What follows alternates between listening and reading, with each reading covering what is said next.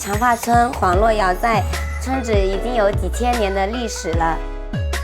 自古以来，女性都以长发为美，所以呢，我们的村子就得到外面人的关注。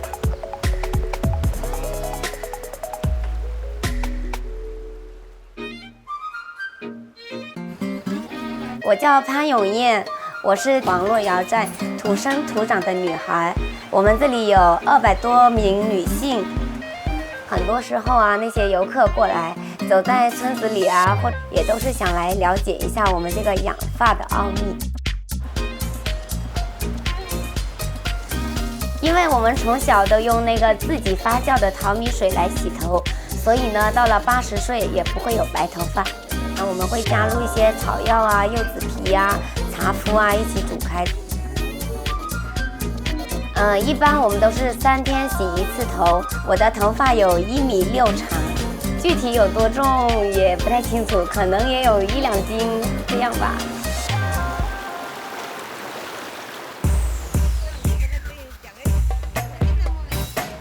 我的头发是17岁的时候剪的，剪这一次头发也就是一个成人礼，是一个仪式，然后就再也不剪了。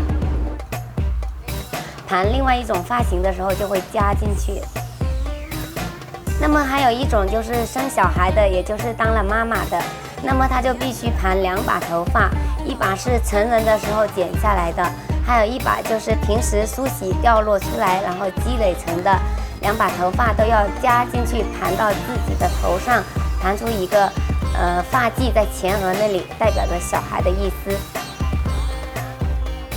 像没结婚的女孩就是盘那个圆形的螺丝发，但是必须用头巾包裹着，因为只能在洞房花烛夜让自己的新郎官看过之后才能打开。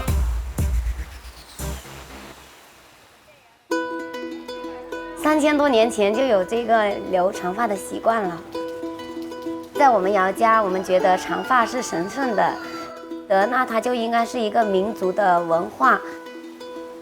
那么是一个民族的文化，我们这样传下来，也就是一种传承下去，然后也会要我的后代都继续留下去。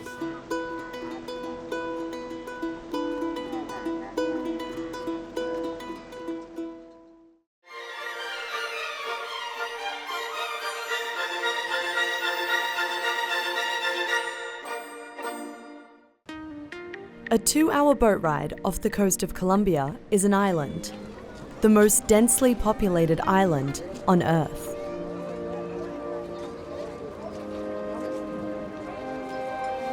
Santa Cruz del Islote consists of more than 1,200 people living on land the size of 2 soccer fields, making it 4 times as dense as Manhattan.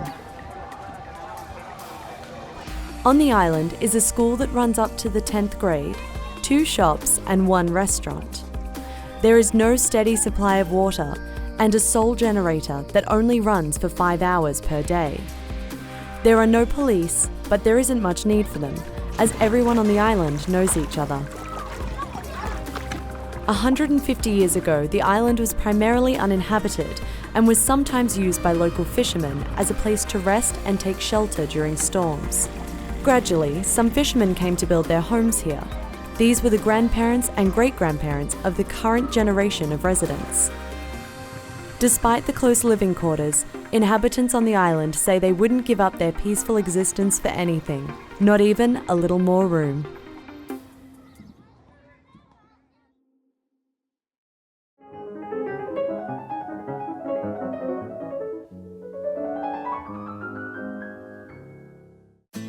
Pardon me, Professor. Maybe you can help me out here. Is this word pronounced cash or cachet? Cash. Appreciate it, Doc. You see, when Jock Bailey pronounces a word, he pronounces it right. He can pronounce this thing. Smaragdin. He can pronounce this thing. Scherenschnitte. He even pronounces words that don't make a lick of sense. Albumin. And when you're that damn good with words, sooner or later someone's gonna pay you to say them. Hi, Dr. Bailey. This is Jock Bailey, the official pronouncer of the National Spelling Bee. Luxembourg. Luxe.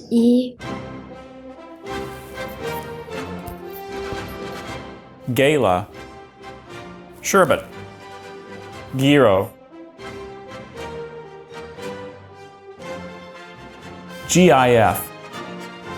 Before Jock's days as the world's foremost pronouncer of persnickety words, he began his spelling career on the other side of the microphone. Jock was a competitive speller, and in 1980, he found himself in the finals of the Scripps National Spelling Bee. His word? Elucubrate.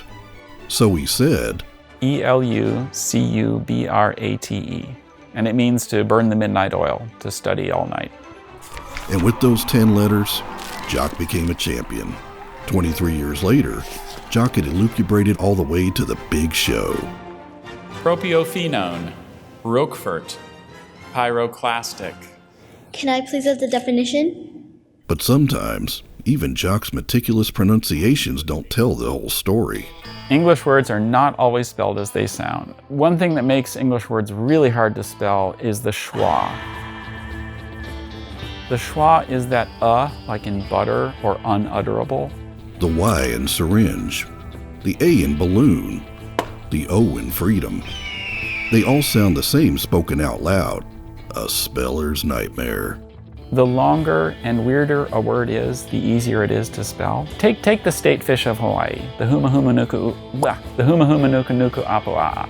That's an easy word to spell. It's just long. It's a weird word, and weird things stand out and are easier to remember. ONOMASIA, paranomasia. Correct. Let's go. For a man with perhaps the most legitimate claim as the authority on pronunciation, Jock takes a rather agnostic approach to the right and wrong ways to say things. A lot of people are kind of amazed that I know how to pronounce all these words, but I don't. I read them from the dictionary. Well, how does the dictionary know how to pronounce a word? Because they go out there and listen to native speakers. If there are a whole bunch of people who pronounce a word a certain way, that makes it a correct pronunciation. People who have very strong opinions that there's an incorrect way to pronounce a word, but it's like saying, that dog barked wrong. That's not a bark. Well, the dog gets to decide. Thanks, Jock. I reckon you got more wisdom than all the books in the library.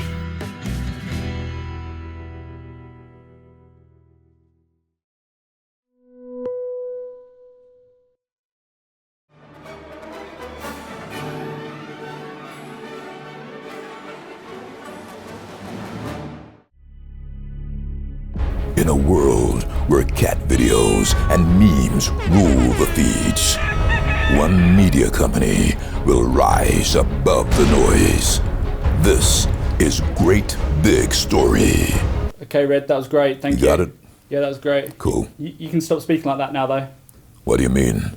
This is how I always speak. Okay, cut.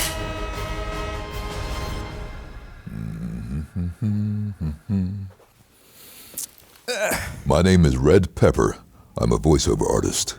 In the UK, I've voiced hundreds of movie trailers. Men in Black, Saving the Earth from the Scum of the Universe, Blair Witch Project, Armageddon, Space Jam, Mr.BEAN'S Holiday. So many, I forget half of them, to be honest with you. I started doing television adverts, animations, audiobooks. I do a lot of video games as well, and a lot of them are sound effects of ghouls in the background. For Mr. Bean. When I first started doing movie trailers, that was fun. One man, coming soon to a cinema near you. Sometimes I do romantic movies in a sleepy town. Sometimes I'm doing horror. Don't answer the door.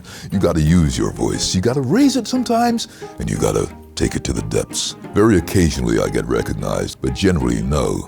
But the time I do get recognized, phone goes off in the train, guaranteed. Hello, and people look up from behind the newspapers. The way I got into being a voice artist was kind of strange. I used to drive trains on the London Underground. One morning I was making my announcements. All stations to Harrow. Mind the doors. A television executive was a passenger on my train. He got off at the next stop, ran up to my cab. We exchanged details, and the rest is history.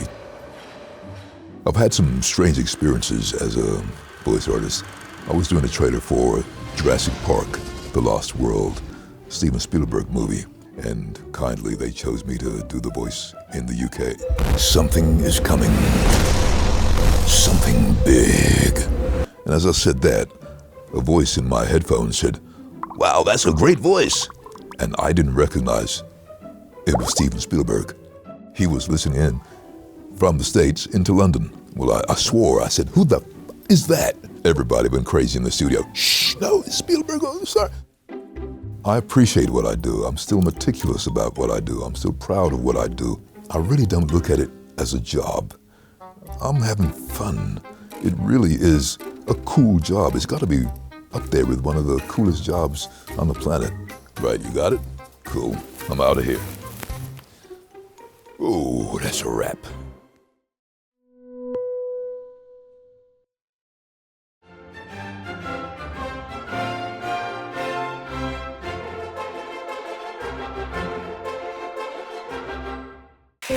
When I was a kid, I always played with Legos. I built cars, planes, motorbikes, but now I built an arm.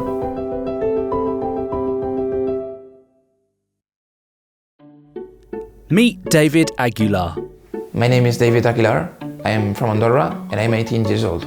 When David was born, his right arm hadn't fully developed. This is my right arm. Well, growing up, it was quite annoying because I received a lot of commentaries like, "Oh, you don't have a hand," or something like that. And while some would see this as a disadvantage, David is just a regular kid. He likes EDM. He goes by the name Hand Solo. Get it? He has an embarrassing dad. He goes to school. This is my school. And he can open doors with his Lego arm. So cool. Growing up, he was obsessed with Lego. So much so, he wanted to make it a part of him. Literally. I built my first prosthetic arm when I was 9 years old, and I built it around my hand. It started being a boat. Unfortunately, the Lego bricks weren't strong enough, and it wasn't for another 9 years till he would try again. This is MK1. This is Lego Technique. It's like the sophisticated part of Lego. I can do push-ups with this thing, so it's quite strong. When I first built the arm and it was fully functional, I went to the mirror and I was like, That model, the MK1, only took 5 days to build. Of course, like any good inventor, he got straight to work on an upgrade. And this is MK2. It has a battery that works like a biceps, and it has this fishing cable that ties up in here. When I fix this to my shoulder, I can do this. And the arm closes. I can stop in the middle and move it by myself. When I first brought this, they're all really amazed because how can somebody create a hand out of Legos?